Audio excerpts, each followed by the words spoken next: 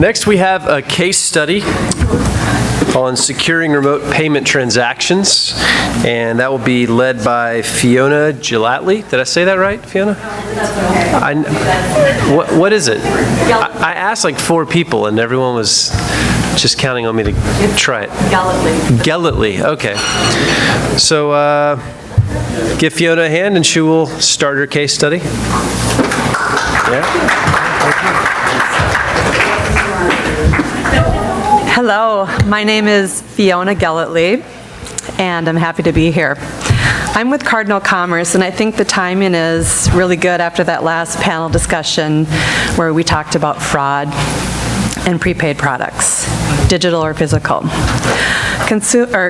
Cardinal Commerce, they offer consumer authentication solutions and also access to over 40 global alternative payments through one connection to Cardinal. Today I'm going to focus on the online space, particularly in how if you or your company sells products online, or if you have clients that sell products online, how they can drive, or you can drive, financial benefits for your company, but also providing a seamless experience for your customers. Okay. Oops. There we go. First, can I ask a question? How many of you are familiar with consumer authentication or 3D secure technology? Okay, good. I have been in this space recently. I was in the prepaid space in financial services payments for over 15 years, and this was an exciting new field for me to come and do so. I know it's mandated in Canada to some degree, so I assumed some of you would know about it, but I'm going to touch high level on what it is, and then just really tell you how you can drive the technology to derive benefits for the company. So by 2015, Canadian online sales are going to reach $30 billion. And if we take an industry average of 0.75% as a fraud rate, 225 million of that will be fraudulent. You all in this room know that when consumer authentication was mandated in brick and mortar, the online fraud went through the roof. And we all know that when you tighten up one area of security with fraud, the fraudsters are just going to move to another area and figure out a way to steal money from you, basically. The good news is, like I said, 3D secure technology is mandated in Canada. However, 20% of customers still today will opt out when they're prompted with 3D secure technology. So again, what we're going to talk about today is how can you combat and make sure that consumer experience is seamless while still driving those financial benefits, that consumer authentication, that was just a hard one for me to get out there, how you can still drive those benefits for your company. How are companies today determining fraud? There's many ways they are, and lots of companies have different tools in how they combat the fraud. Some of them will use validation services such as public records, consumer authentication. When I say consumer authentication, I'm really talking about 3D secure technology. I'll use those interchangeably. Some will use proprietary data where they determine their own fraud scoring risks. Some will use purchase device tracking, which is basically device fingerprinting, where they're on a PC, a mobile phone, or a tablet. And some of them will use multi-merchant data. So they're sharing these negative customer lists. Some companies use all of these, some will use a combination, and they're all great tools. Yes, they're all great tools.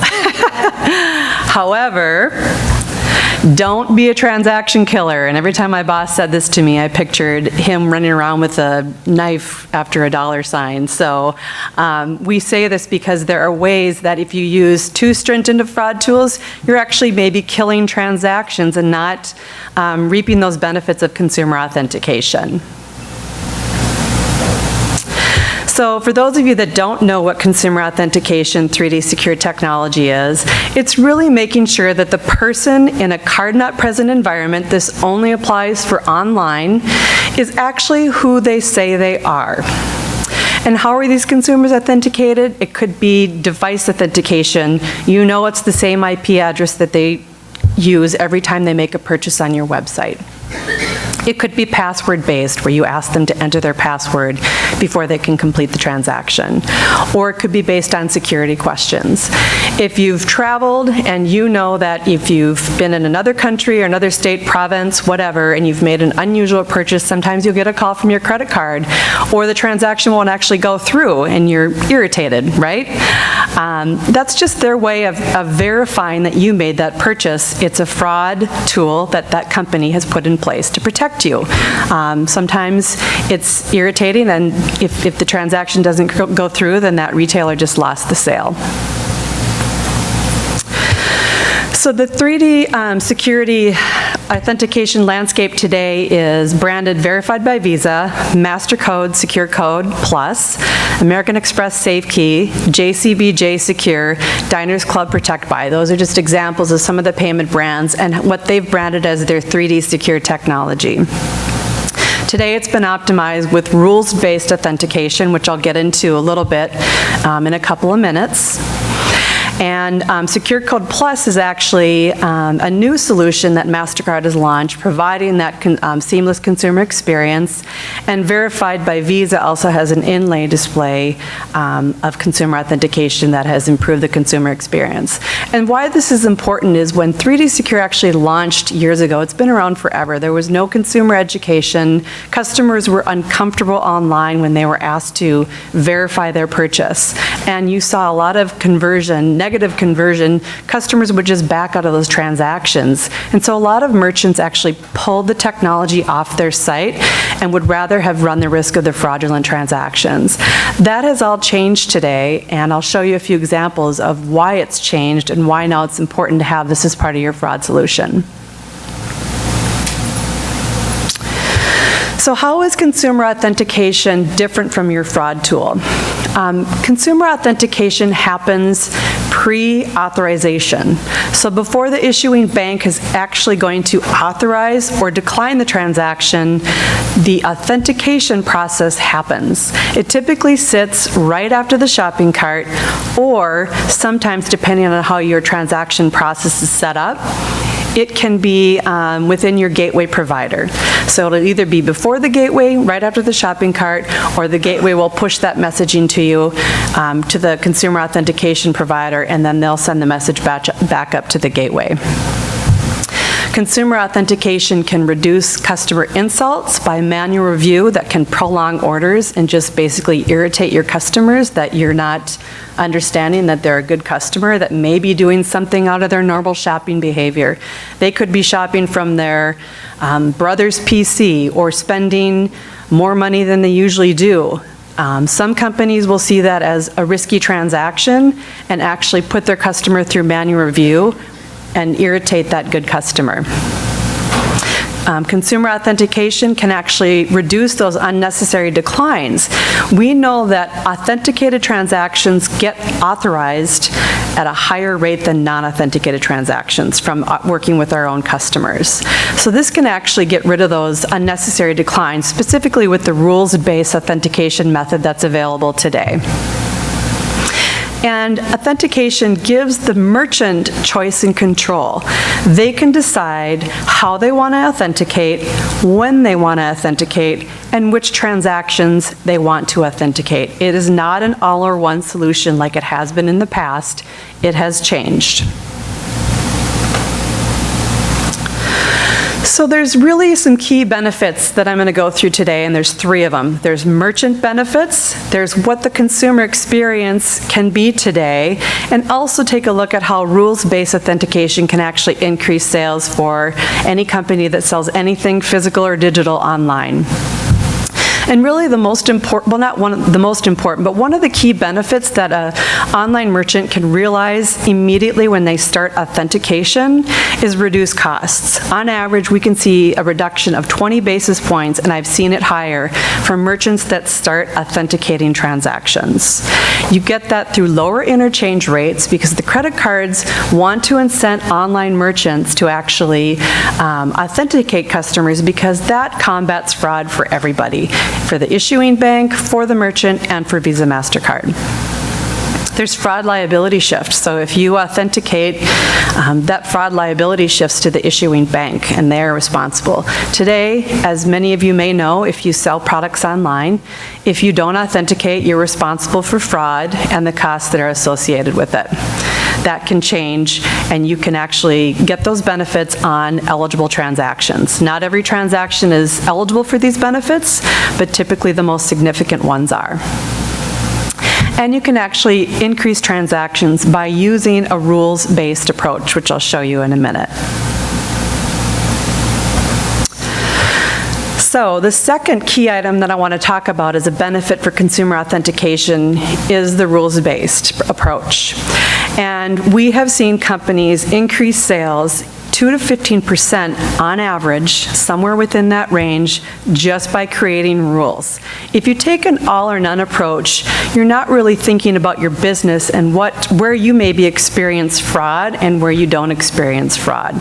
You can actually have choice and control over that today with this new technology.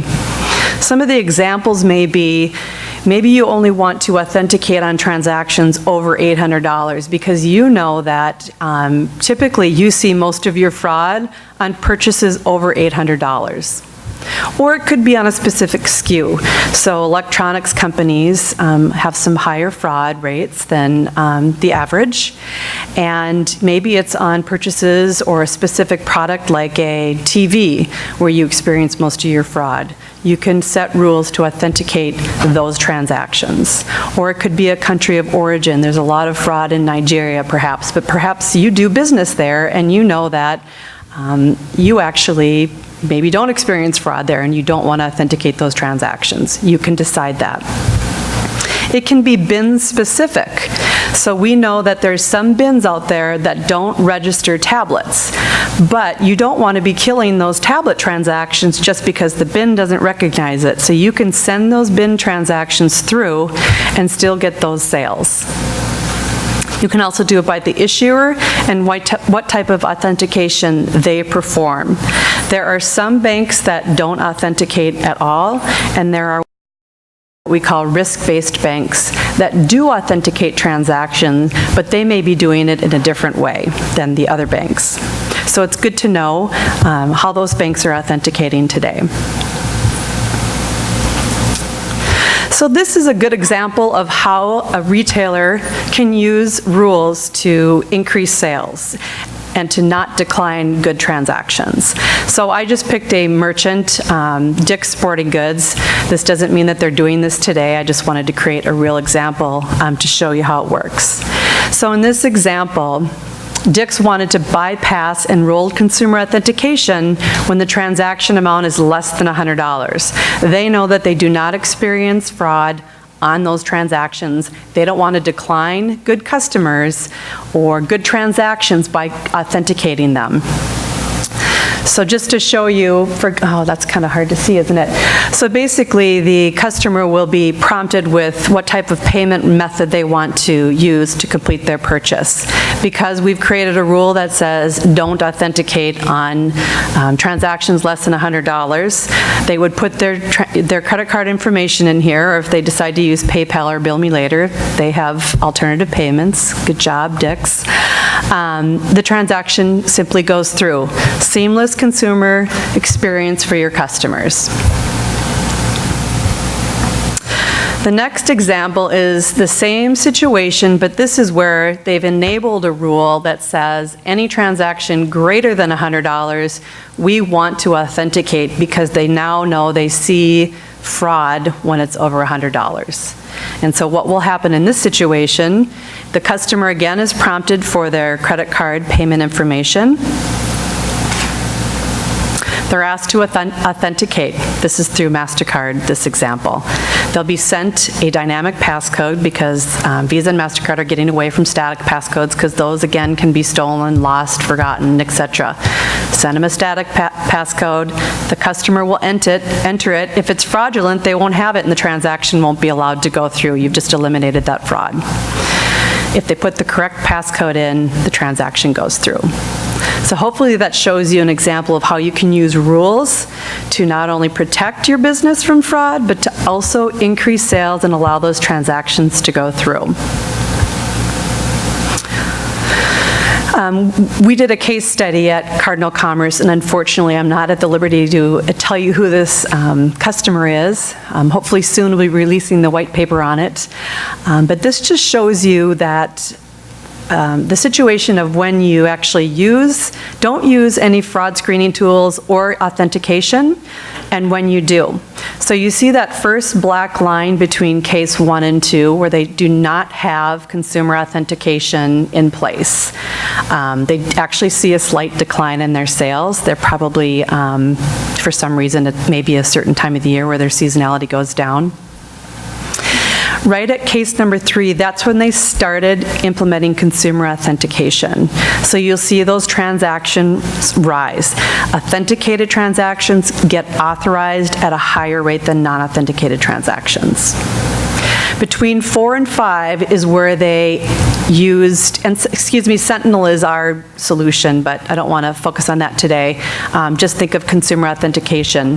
But in case number 4, that's where they used consumer authentication along with their fraud screening tools. So you'll see that there's still an increase, but it's not as significant as when they first implemented consumer authentication. And then case number 5 is where they use consumer authentication with their fraud screening tools, and they implemented rules. So you'll still see a slight increase, but you will not see a decline because they've implemented rules to fine-tune their authentication. And what this really means is you can do a number of combinations of fraud screening tools, consumer authentication, and then rules to make sure that you are actually building a fraud tool that makes sense for your business. It's not one size fits all. The last key point, oh, did you have a question? We can stop for questions. Microphone?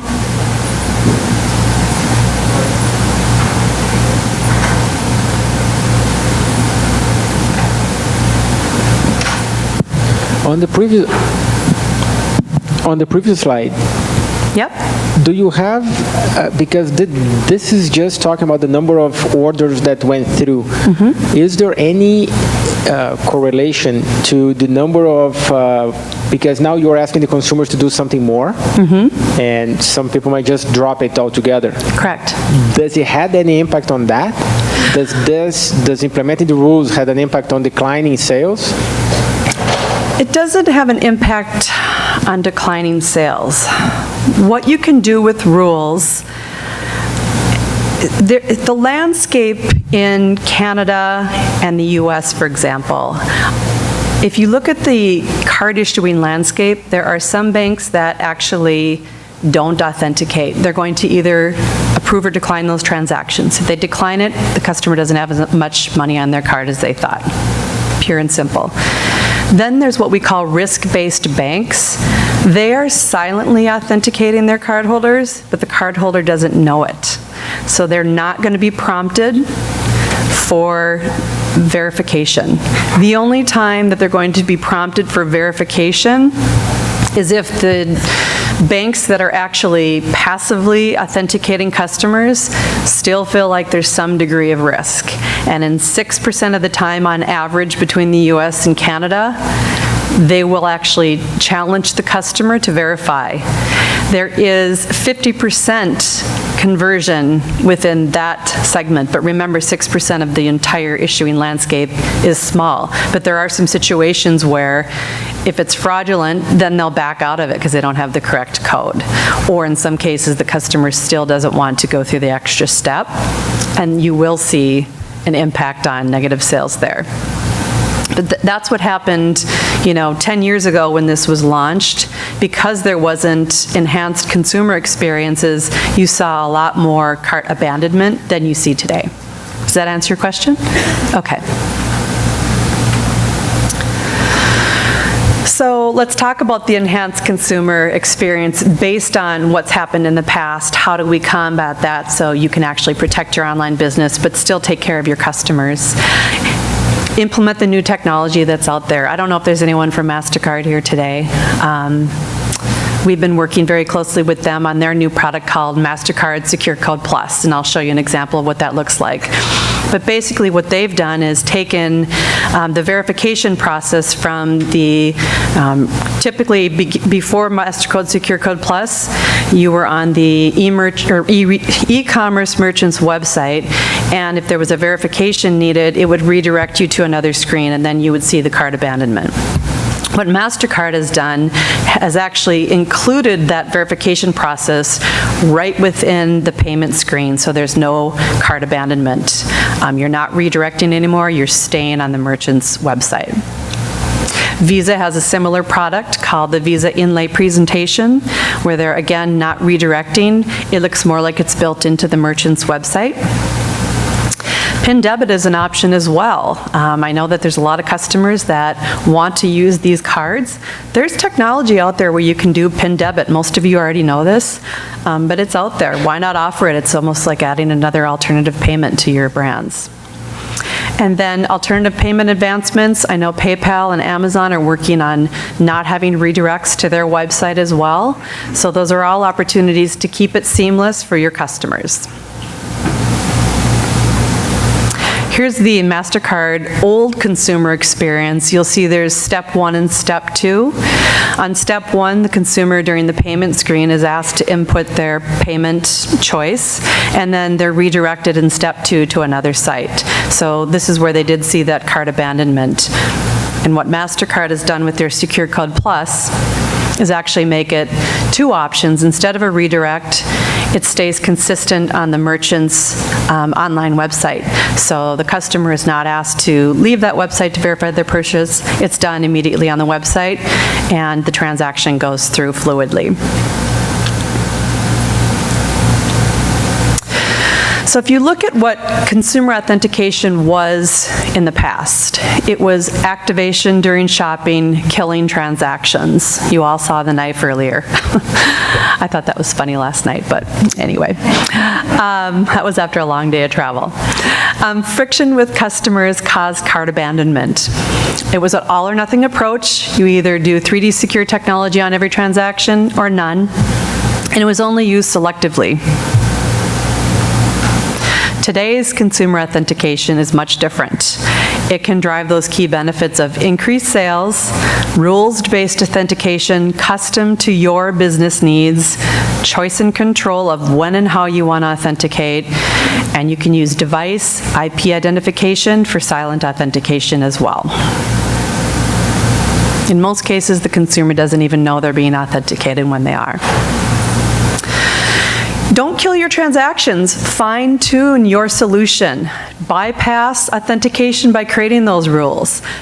Don't filter before you send transactions through consumer authentication. A lot of companies that I talk to today who are interested in consumer authentication say, well, we filter out transactions, so we're not going to send you all of them. We'll just send you the ones after we filter them.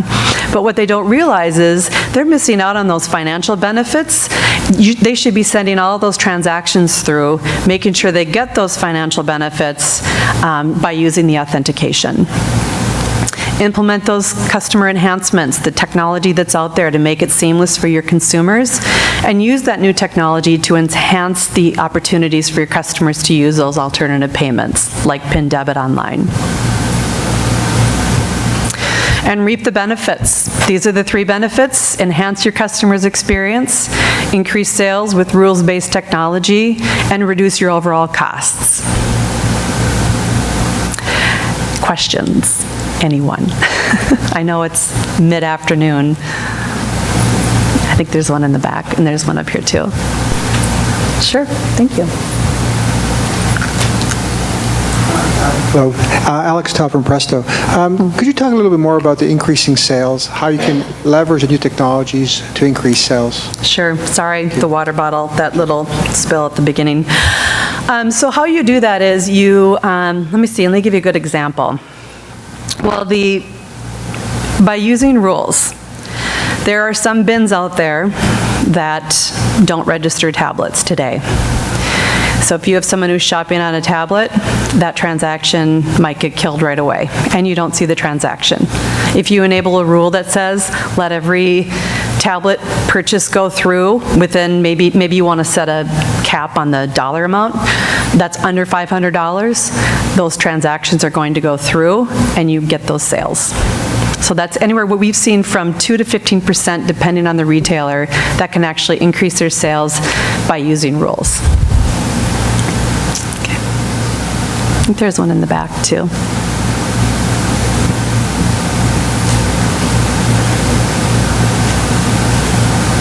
Hi. Hi. It's on now? Okay. Do you have any tips or tricks on how to influence Visa on making changes so that we don't irritate customers? So for example, in our verification process, they ask the customer to insert their street address. Okay. And don't give them an option to put suite number or apartment. So a lot of customers get very frustrated. There's no verbiage saying, please, just enter your street address, no apartment suite number necessary.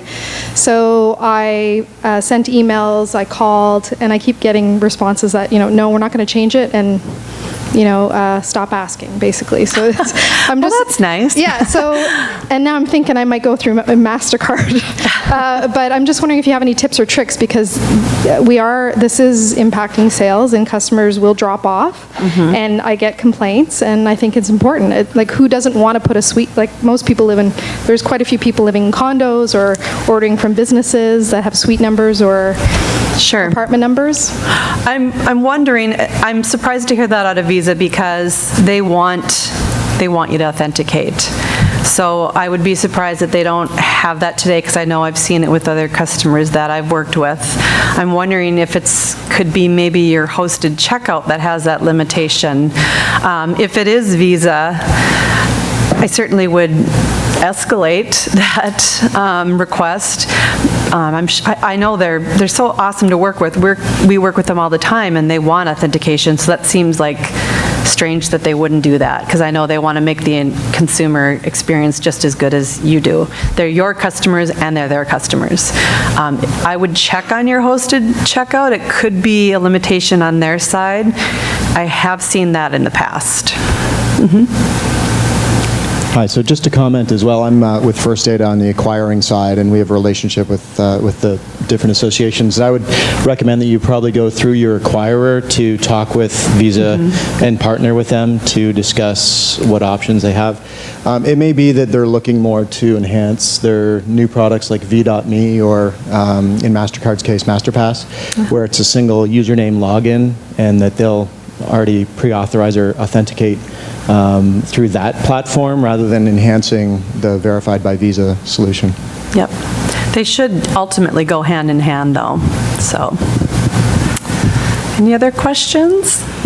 Comments? Well, thank you very much.